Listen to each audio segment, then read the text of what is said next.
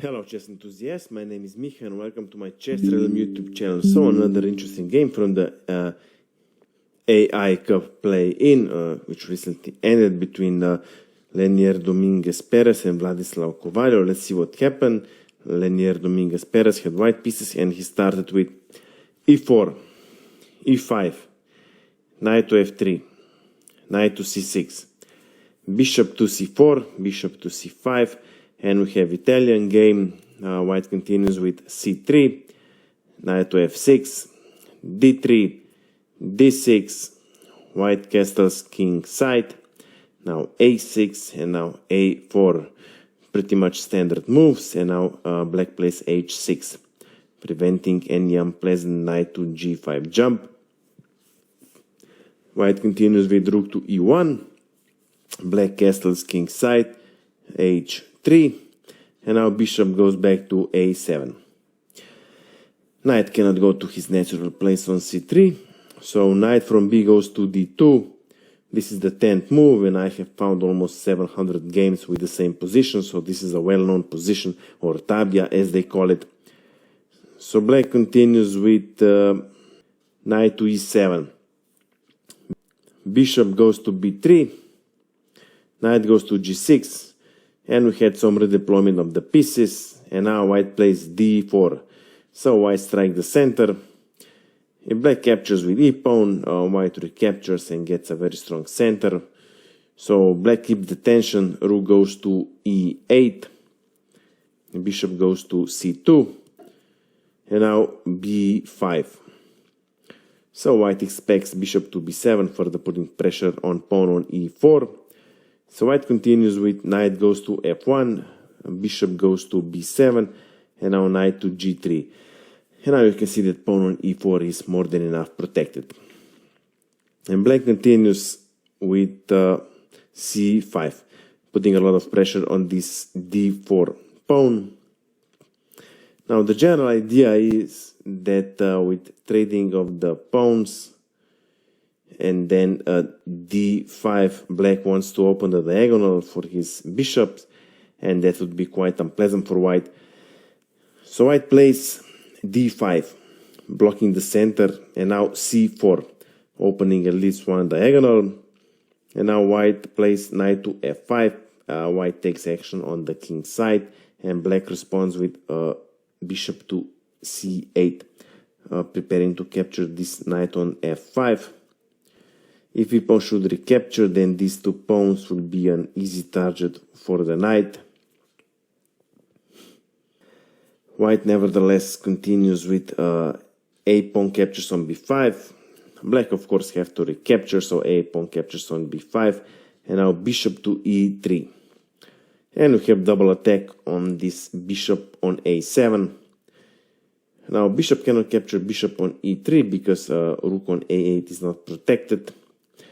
So black has no other option but to capture knight on f5, and this is what happens. So bishop captures on f5. Rook on a8 is now protected, and here white should recapture on f5 with e-pawn. Let's see, after e-pawn captures on f5, bishop on a7 is still attacked, so black would have to capture bishop on e3. Well, if white recaptures on e3 with f-pawn, then these two pawns are easily attacked by the knight. So instead of capturing on e3, f-pawn should capture knight on g6, and the position would be roughly equal.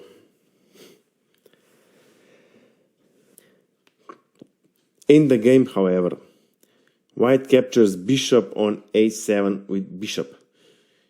So white is thinking, you're going to remove this bishop, I'm going to remove mine, and the game will be equal. Well, black did remove his bishop and captured pawn on h3.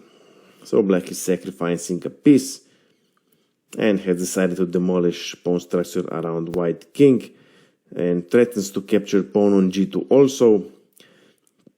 So white more or less has no other options but to capture on h3, and this is what happened in the game.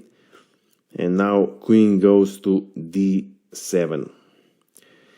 Bishop on a7 is double attacked, and pawn on h3 also.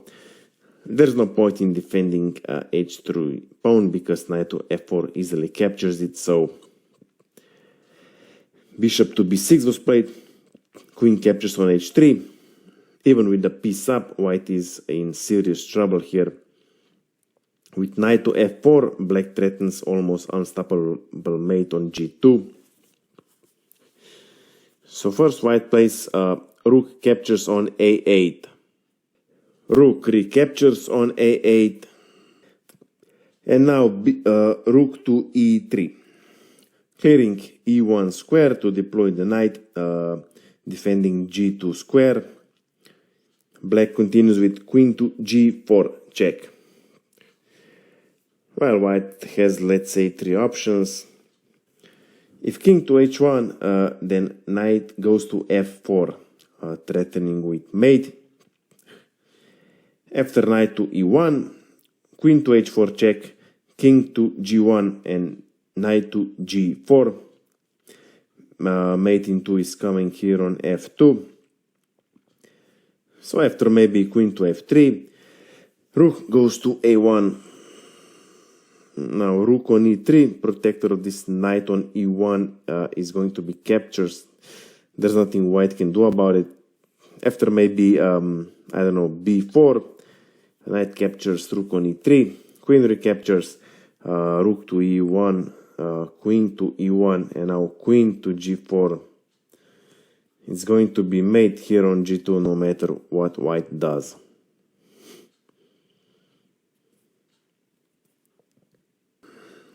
So in the game, king to f1 was played, and now black responded with knight to f4, preparing deadly attack here on g2. So white continues with knight to e1, defending this g2 square.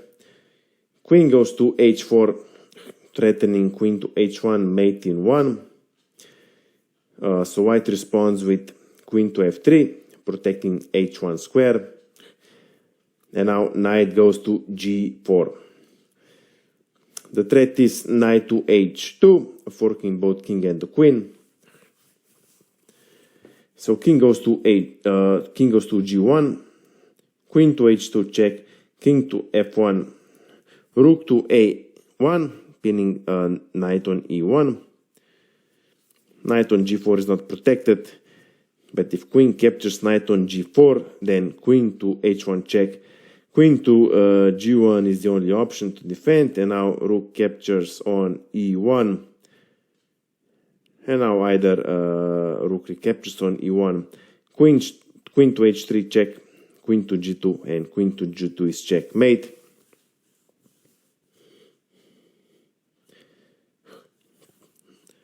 Or maybe king captures on e1, queen to g1 check, king to d2, queen to f2 check, king to d1. Well, black is winning here. If white removes the rook, bishop is for free, and black can easily push his pawns here on the king side, winning the game.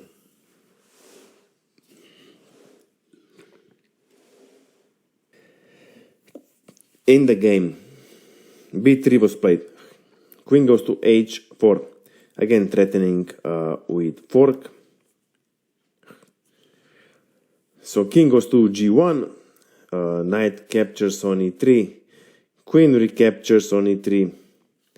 Well, here white has mate in 3 as shown before, capturing this knight on e1, and then queen to g4. Black didn't see it apparently. Queen to g4 was played, check. If king goes to f1, then queen to g2 is checkmate. If king, for example, to h2, then rook to e1.